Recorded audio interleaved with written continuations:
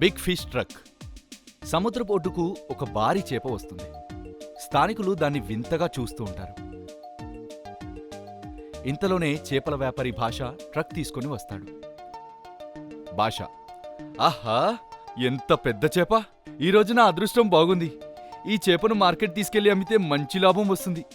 కానీ దీన్ని ట్రక్కు పైకి ఎక్కించడం ఎలా? క్రేన్ని తీసుకొస్తే బోలెడు డబ్బులు ఇవ్వాల్సి వస్తుంది. స్థానికుల సాయంతోనే దీన్ని మెల్లగా ట్రక్ పైకి ఎక్కిస్తా. బాబూ, మీరు నాకు సాయం చేయండి, మీకు డబ్బిస్తా అని అంటాడు. సరే అంటూ స్థానికులు భాష ఎంత ప్రయత్నం చేసినా దాన్ని కనీసం కదల్చలేరు. ఇంతలో అక్కడికి హుస్సేన్ అనే వ్యక్తి వస్తాడు. మీరు ఎంత ప్రయత్నం చేసినా భారీ చేపను ట్రక్ పైకి ఎక్కించలేరు. నాకు తెలిసిన బాహు అనే చాలా బలవంతుడున్నాడు. వాడైతే దీన్ని చిటికెన వేలుతో బయటికి తీసి ట్రక్ పైకి వేస్తాడు. అవునా? అయితే తొందరగా అతన్ని పిలిపించండి. ఊరికే చేయాల్సిన అవసరం లేదు, కొన్ని డబ్బులు కూడా ఇస్తా. వాడికి మీరిచ్చే డబ్బులు అవసరం లేదు, ఇప్పుడే పిలుస్తా. అరే అరే, వాడు బలవంతుడే, కాని వట్టి మూర్ఖుడు. ఏ పని ఎలా చేయాలో వాడికి తెలీదు. వాడితో మంచి కన్నా నష్టమే ఎక్కువ జరుగుతుంది. అరే బాషాబాయ్, నా మాట వినండి. ఈ భారీ చేపను ట్రక్ పైన వేయాలంటే వాడు రావాల్సిందే, లేదంటే నీ ఇష్టం. భాష: సరేలే, తొందరగా పిలిపించు మరి. అదిగో అటు చూడు, మాటల్లోనే బాహు వస్తున్నాడు. ఈరోజు నీ అదృష్టం బాగుంది భాయ్.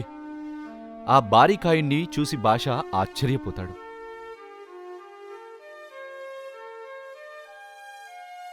అరే బాహు, ఈ పెద్ద చేపను తీసి ఆ ట్రక్ పైన వెయ్యాలి, సరేనా? ఈ చేపను బయటికి తీయాలా? క్షణంలో దాన్ని తోకపట్టి ట్రక్ పైకి విసిరేస్తా, చూడండి. బాబు, కాస్త జాగ్రత్త, అలా విసిరేయద్దు. మెల్లగా మోసుకొచ్చి ట్రక్ పై వెయ్యాలి.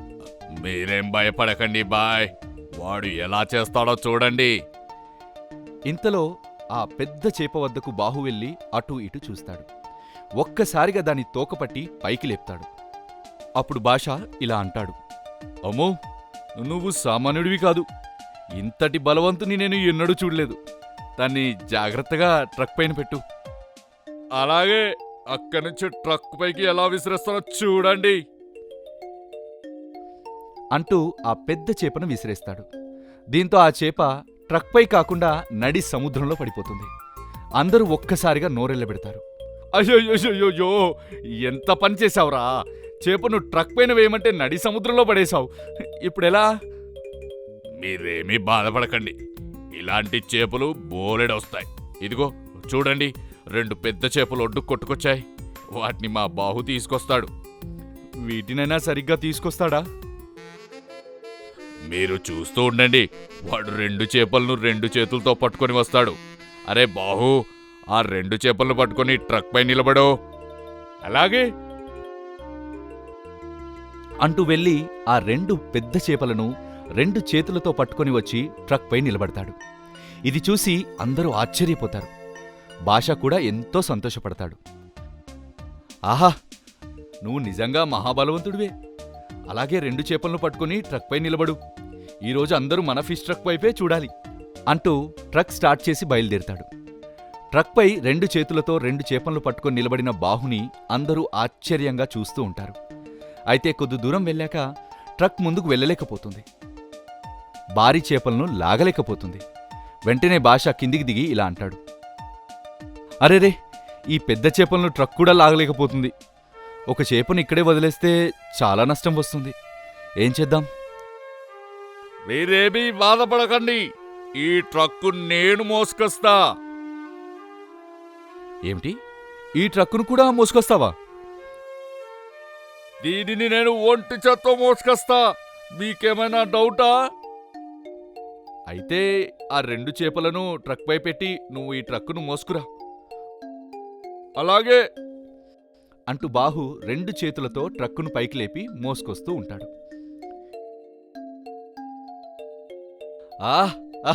ఈ రోజు నాకు బోలెడు డబ్బులు వస్తాయి. అరే బాహు, ట్రక్కును మెల్లగా కిందికి దించు. ఆ తర్వాత 2 చేపలను జాగ్రత్తగా మార్కెట్లో పెట్టు.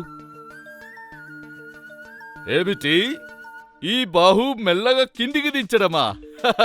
ఇక్కడే ఉండు, చిన్న జలకిస్తే చేపలు మార్కెట్లో పడతాయి చూడు. అయ్యయ్యో, అంత పని చేయకురా, నీకు దండం పెడతారా, వాటిని విసిరేయకురా. మీరేమీ బాధపడకండి అంటూ ట్రక్కును ఒక్కసారిగా విసిరేస్తాడు. దీంతో ఆ ట్రక్కుతో పాటు చేపలు వెళ్లి మళ్లీ నడి సముద్రంలో పడిపోతాయి.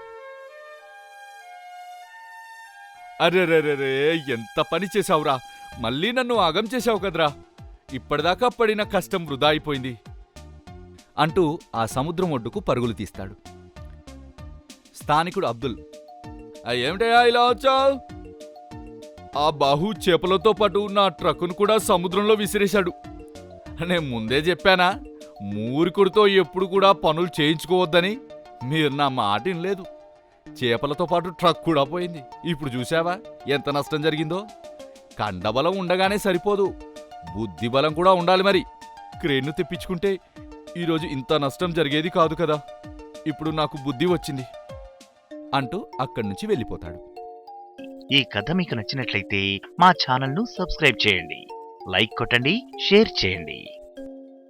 ముగ్గురు మిత్రులు. అనగనగా ఒక గ్రామంలో ముగ్గురు మిత్రులు బిట్టు, లడ్డు, మిఠాయి ఉండేవారు. ఈ ముగ్గురు మూర్ఖులు చేస్తున్న పనులకు అందరూ నవ్వుకునేవారు.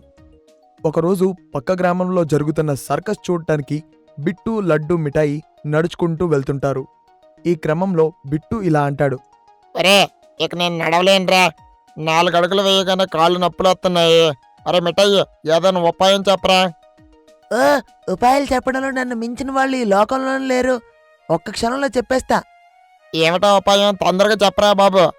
మన ముగ్గురం ఒకేసారి నడడం వల్ల అందరి శక్తి తొందరగా అయిపోతుంది. ఇక ఇప్పుడు మనం నడవలేము, సర్కస్కి వెళ్ళలేము. అందుకే నేను నిన్ను ఎత్తుకుంటా, నువ్వు మన బిట్టును ఎత్తుకో. ఇలా అందరం కొంత దూరం వెళ్దాం. అప్పుడు మనం అస్సలు అలసిపోం. ఆహా, నీ బుర్రలో ఇలాంటి ఉపాయాలు ఎలా వస్తారా మిఠాయి? అబ్బబ్బా, సూపర్ ఐడియా. మరి నాకెందుకు తట్టలేదు ఈ ఐడియా? నీ మట్టి బుర్రకు ఇంతకు మించి ఐడియా తడుతుందా చెప్పు. అవునరా, మనంత తెలివి అందరికీ ఉంటే ఎప్పుడో బాగుపడేవారు. సరేలే అన్నయ్య, ఇక నువ్వు బిట్టును ఎత్తుకో, మరి ఆ తర్వాత బిట్టుపై నేను కూర్చుంటా. అనగానే మిఠాయిపై బిట్టు కూర్చుంటాడు, బిట్టుపై లడ్డు కూర్చుంటాడు. ఇలా మిఠాయి ఇద్దరినీ మోసుకుంటూ వెళ్తుంటాడు. వీరిని చూసి అందరూ నవ్వుతుంటారు.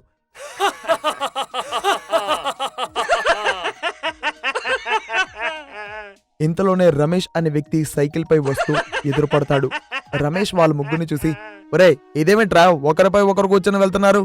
మిమ్మల్ని ఒక్కడు ఎంతసేపు మోస్తాడు? అందరూ నడుచుకుంటూ వెళ్ళొచ్చు కదా. ఆహా, మేమేమైనా తల తక్కువ వాళ్ళు అనుకుంటున్నావా?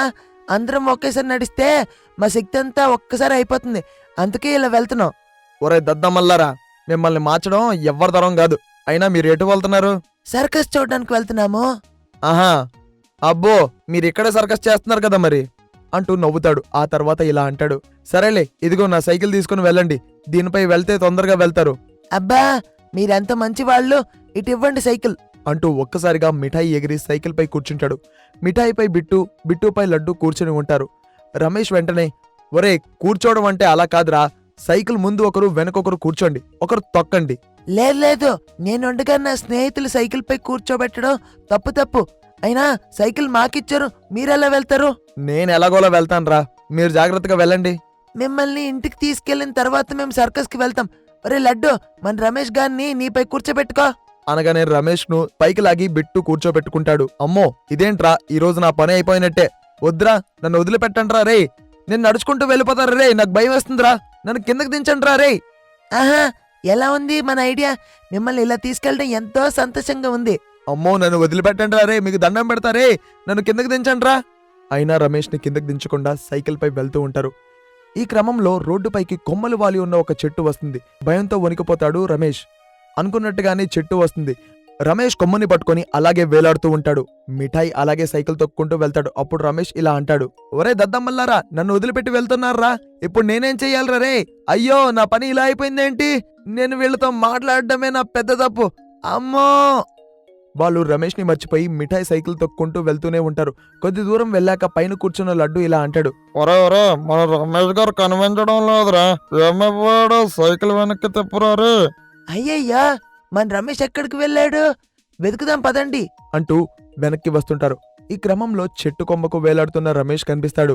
అదిగోరా మన రమేష్ గారు చెట్టు కొమ్మకి వేలాడుతున్నారు. మిఠాయి తొందరగా వెళ్ళు. అలాగే అలాగే. అంటూ తొందరగా వెళ్తారు. అక్కడికి వెళ్ళగానే లడ్డూపై రమేష్ కూర్చుంటాడు. అరే రమేష్ గారు, మీరు ఎక్కడేం చేస్తున్నారు? చెట్టు కొమ్మ కిందకు వేలాడుతున్నారు. అంతా నా కర్మ దద్దమల్లారా. మీతో మాట్లాడి నా సైకిల్ ఇవ్వడమే నేను చేసిన పెద్ద తప్పు. నన్ను క్షేమంగా మా ఇంటి దగ్గర తీసుకెళ్ళంట్రా, మీకు దండం పెడదా. మీరేం భయపడకండి, క్షేమంగా ఉండండి.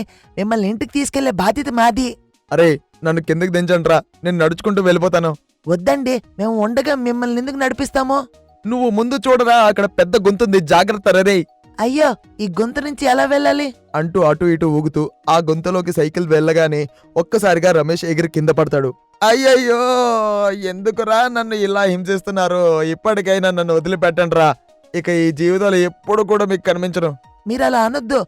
మాకు సైకిల్ ఇచ్చిన దేవుడు మీరు. మిమ్మల్ని ఇంటి దగ్గర జాగ్రత్తగా తీసుకెళ్లేదాకా మిమ్మల్ని వదిలిపెట్టంగా. అనగానే రమేష్ వద్దు రోయ్ అనుకుంటూ అక్కడి నుంచి పరుగులు తీస్తాడు. ఈ కథ మీకు నచ్చినట్లయితే మా ఛానల్ను సబ్స్క్రైబ్ చేయండి, లైక్ కొట్టండి, షేర్ చేయండి.